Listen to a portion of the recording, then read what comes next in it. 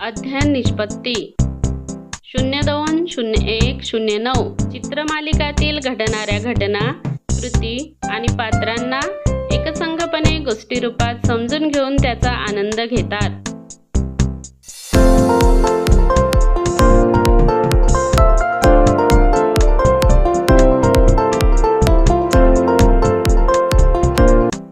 इयत्ता दुसरी, विषय मराठी, पाठ 7वा.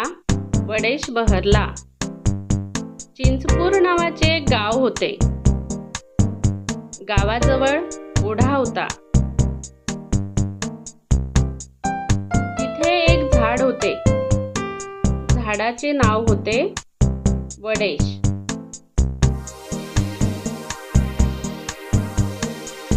वडेश उंच उंच वाढला होता.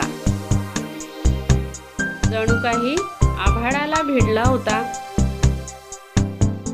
आजूबाजूला खूप खूप पसरला होता. फांदी फांदीवर पानेच पाने होती. पाने हिरवीगार होती. झाडाखाली थंडगार सावलीत बसायला फार मजा यायची.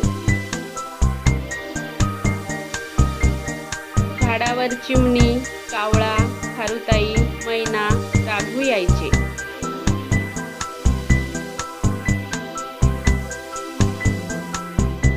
किलबिल करत बोलायचे. गोड गाणी गायचे. वडेशला पाखरांची भाषा समजायची. तो पानांची सळसळ करून बोलायचा आणि फडफड करून रागवायचा. पाखरांना पिले होती. चिमणीचे पिलू होते चिणू. कावळीनीचे पिलू होते काणू. पोपटाचे पिलू होते पिणू. पिले लपाछपी खेळत, पारंबी पकडून झोके घेत, खूप दंगा करत. दुपारी वडेशची झोप मोडायची. तो वैतागून जायचा. पिलांवर रागवायचा. पिलांना सांगायचा, उडा उंच भूर भूर, जा खूप दूर दूर, करता खूप कट कट, निघा इथून झटपट. पिलांना वडेशचा राग यायचा. वडेशचे नाव आईबाबांना सांगायची. नेहमी नेहमी पिल्लांचे बोलणे ऐकून पाखरांना वडेशचा राग आला. अचानक पाखरे दूर निघून गेली.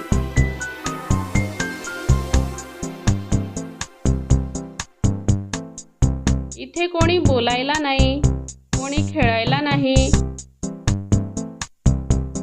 आता काय करावे? वडेशला एकटे एकटे वाटू लागले.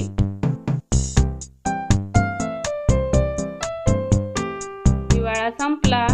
ऊन तापू लागले. फांदीवर तांबूस कोवळे अंकुर दिसू लागले. ते हळूहळू मोठे झाले. मग पोपटी होत गेले. कोवळी पाने दिसू लागली. पाने हिरवीगार झाली. फांदी फांदीवर हिरवे हिरवे ठिपके दिसू लागले. ते हळूहळू लालसर झाले. मग फळे लालचुटूक झाली. जाता येता पाखरांना फळे दिसू लागली. ती शीळ घालून वडेशला हाका मारू लागली. वडेशला पाखरांची ओढ होतीच. दुसरा संपला होता.